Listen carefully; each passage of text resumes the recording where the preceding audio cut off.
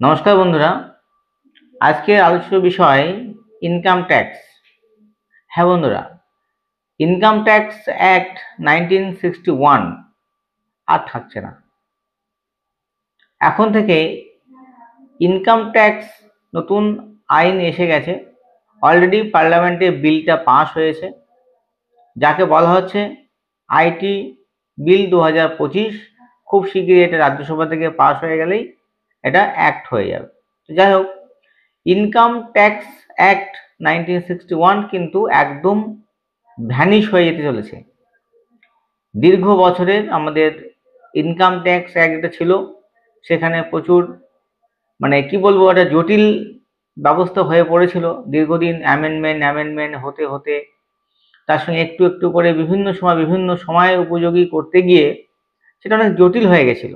তাই গভর্নমেন্ট এবার পুরনো আইনে আর কোনো কাজকর্ম করছে না। গভর্নমেন্ট নিয়ে এলো আইটি বিল 2025। একদমই সহজ সরলভাবে, একদমই সহজ সিম্পলিফাইড ভাবে আইটি বিল 2025 পাস হয়ে গেল। তবে হ্যাঁ, অনেক সুবিধা আছে, যেমন পাশাপাশি কিন্তু একটু অসুবিধাও আছে। যাই হোক, বিস্তারিত আলোচনা করব, যতটা সম্ভব আপনাদের সহজ সরলভাবে বোঝানোর চেষ্টা করব। ফার্স্ট হচ্ছে, পুরনো যে 61 যে ইনকাম ট্যাক্স ছিল, সেখানে মোটামুটি 800 মতো সেকশন ছিল। সেই 800 সেকশনকে অনেক কমিয়ে কমিয়ে প্রায় 500-র মধ্যে আনা হয়েছে। 500 প্লাস সেকশন নিয়ে আসা হয়েছে। তো এখানে অনেক সুবিধা হবে, যারা ইনকাম ট্যাক্স নিয়ে কাজ করে সেই প্রফেশনালদেরও সুবিধা হবে, আর সাধারণ মানুষের তো হবেই। তো এইটা একটা অনেক বড় ব্যাপার। পাশাপাশি আরেকটা ব্যাপার, যারা স্যালারি হোল্ডার, যারা চাকরিজীবী, মাইনা পান, স্যালারি পান, তাদের জন্য কিন্তু অনেক সুবিধা। কেন? কারণ নতুন নিউ রিজমে আপনারা জানেন 50,000 যেটা ডিডাকশন ছিল সেটাকে বাড়িয়ে 75,000 করা হয়েছে। যদি একটুখানি ভেঙে বলি, তাতে সুবিধা কোথায়? আপনারা জানেন যে 2000 যেটা অলরেডি 2024-25 লাগু আছে, আর নতুন যেটা হয়েছে সেটা 25-26 থেকে লাগু হবে, চালু হবে 25-26 ফিনান্সিয়াল ইয়ারে। তো সেখান দাঁড়িয়ে কি হবে? সেখান দাঁড়িয়ে না হবে, যদি কারোর স্যালারি 1 লাখের উপরেও থাকে, 1 লাখ পার মান্থ, তাহলেও কিন্তু তাকে কোনো ট্যাক্স দিতে হবে না।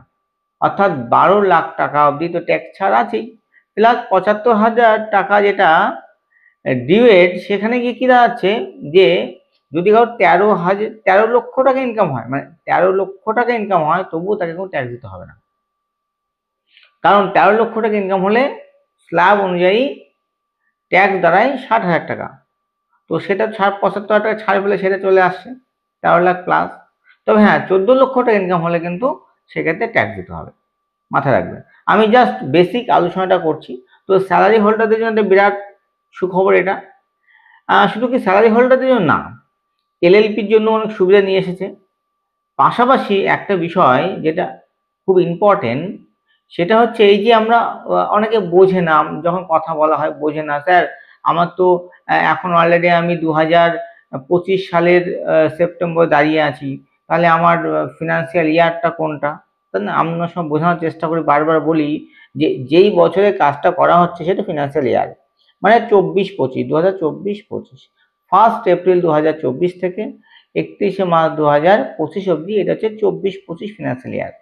কিন্তু আমরা কাজ করছি কোথায় দাঁড়িয়ে? আমরা কাজ করছি 2025-এর সেপ্টেম্বর দাঁড়িয়ে। তার মানে এটা হলো 2025-26, এটা হলো অ্যাসেসমেন্ট ইয়ার, তাই না? তো যখন ট্যাক্স ভরবো তখন কি বলবো, কোন বছর ট্যাক্স ভরবো? না, প্রিভিয়াস ইয়ার। কথা বুঝতে পারছেন তো? একটা জটিল ব্যাপার ছিল না, যে প্রিভিয়াস ইয়ারে ট্যাক্স ভরছি, সেটাকে ফিনান্সিয়াল ইয়ার বলা হচ্ছে। আবার যে বছর দাঁড়িয়ে আমরা অ্যাসেস করছি সেটা হচ্ছে অ্যাসেসমেন্ট ইয়ার বলা হচ্ছে, তাই তো? তাহলে previous year, financial year, assessment ইয়ার, ব্যাপারটা অনেকের মধ্যে ঠিক বোধগম্য হতো না। তো সেই জন্য এবার গভর্নমেন্ট একটাই ওয়ার্ড বানিয়েছে, ট্যাক্স ইয়ার, যেটাকে বলা হয় ট্যাক্স ইয়ার। তাহলে ট্যাক্স ইয়ারটা একটা সিম্পলিফাইড ওয়ার্ড, বুঝতে পারছেন? ট্যাক্স অ্যাসেটস এবং ট্যাক্স দেওয়া যে ইয়ারটা, প্রিভিয়াস ইয়ার এবং অ্যাসেসমেন্ট ইয়ার, সব মিলিয়ে এটাকে ট্যাক্স ইয়ার বলা হবে। খুব সিম্পল ওয়ার্ড, খুব সিম্পল। এটা তো মানে সাধারণ মানুষের জন্য অতি উত্তম একটা কাজ, অতি উত্তম। মানে এত সহজভাবে গভর্নমেন্ট নিয়ে এসে, এটা প্রশংসা না করলেই নয়। নতুন যে নিয়মটা আসছে সেখানে কিন্তু অনেক সময় হয় না, আমাদের ভুলে যায় বা অনেক সময় টাইমলি আইটি রিটার্ন করা হয় না, তার কারণে যে ট্যাক্স পাওয়া যেত সেই বেনিফিটটা আমরা পেতাম না। কিন্তু এখন থেকে সেটা থাকছে না। যদি আপনি লেট আইটিআর করেন সেক্ষেত্রে পেনাল্টি লাগবে, কিন্তু আপনার ট্যাক্সটা কিন্তু আপনি রিফান্ড পাবেন। এটা একটা দারুণ দুর্দান্ত সুবিধা নিয়ে এসছে। এবার আপনাকে বলবো যে এর মধ্যে একটা অসুবিধা কিন্তু আছে।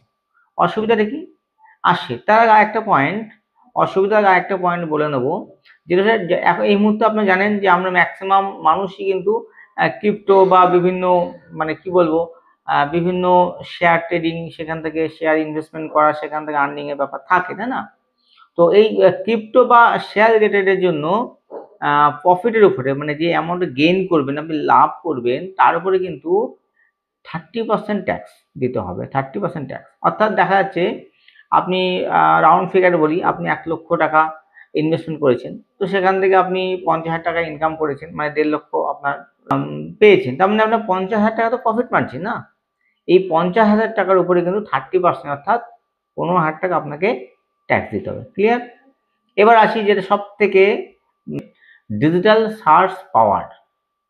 এটা কি বিষয়? বিষয়টা হচ্ছে যে আপনার যে ইমেলগুলো আছে, ইমেল, আপনার ক্লাউড, আপনার ইমেল ক্লাউড, আপনার ডিজিটাল লকার, এই ধরনের, এবং কি হোয়াটসঅ্যাপ হতে পারে, এই ধরনের জায়গাগুলো কিন্তু গভর্নমেন্ট সার্চ করার পারমিশন পেয়ে গেছে, মানে বিলে পাস হয়েছে আর কি। অর্থাৎ আপনি যদি মনে করেন যে আপনি কোনো অ্যাপ লক করে রাখবেন, এনক্রিপ্টেড বা হিডেন পাসওয়ার্ড দিয়ে রাখবেন, সেটা কিন্তু আর হবে না। গভর্নমেন্ট চাইলে সেটা আপনাকে দিতে হবে বা সেটা গভর্নমেন্ট নিতে পারে, অ্যাক্সেসটা নিতে পারে। সুতরাং আপনি চাইলেও আর আপনার যে ডিজিটাল, এখন তো ডিজিটাল অ্যাসেট হয়ে গেছে না আমাদের, ডিজিটাল লকার বা বিভিন্ন জায়গায় আমরা ফটো পোস্ট করছি, যে আমরা দুবাই যাচ্ছি ঘুরতে, ফটো পোস্ট করছি, তাই না? কিন্তু দেখা যাচ্ছে যে আপনার ইনকামে সেগুলো আপনি সেগুলো দেখাননি। এবার যদি এইটা কখনো হয় যে গভর্নমেন্ট আপনার কি বলবো আপনাকে, আপনি ইনকোয়ারি করছে, তখন গভর্নমেন্ট ওই ফটো ধরে আপনার সমস্ত কিছু আপনার কিন্তু অ্যাক্সেস নিতে পারে। মানে যতটা সুবিধা আছে, আগে এই সুবিধা আগেগুলো ছিল না। আগে গভর্নমেন্ট কি করতো, আগে রুলস ছিল আপনার হার্ড কপি, আপনার পেপার ওয়ার্ক, আপনার অফিস, আপনার বাড়ি, এগুলো সার্চ করার পারমিশন ছিল। কিন্তু এখন এগুলো পাশাপাশি আপনার টোটাল ডিজিটাল প্ল্যাটফর্ম আপনি কি করছেন না করছেন সেগুলো কিন্তু গভর্নমেন্ট আর অ্যাক্সেস বা এনক্রিপ্টেড থাকলেও সেগুলো তার পাসওয়ার্ড আপনাকে দিতে হবে। এই পারমিশনটা কিন্তু গভর্নমেন্ট এই বিলে পাস করিয়েছে। সুতরাং আপনারা বুঝতে পারছেন যে যতটা ভালো হয়েছে, অনেক দিকেই ভালো হয়েছে, অনেক ইজি হয়েছে, পাশাপাশি ডিজিটাল ব্যাপারটাও কিন্তু সময়ের সঙ্গে সঙ্গে চলে এসছে। তো যাই হোক, একটু আপনাদের বোঝানোর চেষ্টা করলাম নতুন ইনকাম ট্যাক্স বিলটা নিয়ে। আগামী দিনে এই ব্যাপারে আরো বিস্তারিত আলোচনা ধীরে ধীরে হবে। আপনারা ইনকাম ট্যাক্স বিষয় নিয়ে কোন বিষয়টা আপনারা বুঝতে পারছেন বা কোনো বিষয়ে আপনার কোশ্চেন থাকলে নিচে কমেন্ট বক্সে অবশ্যই লিখবেন। আপনারা যে যে বিষয়ে কমেন্ট করবেন তার পরিপ্রেক্ষিতে আমরা আগামী এই টাইপের একটা শিক্ষণীয় ভিডিও বানানোর চেষ্টা করব। সবাই ভালো থাকবেন, ধন্যবাদ।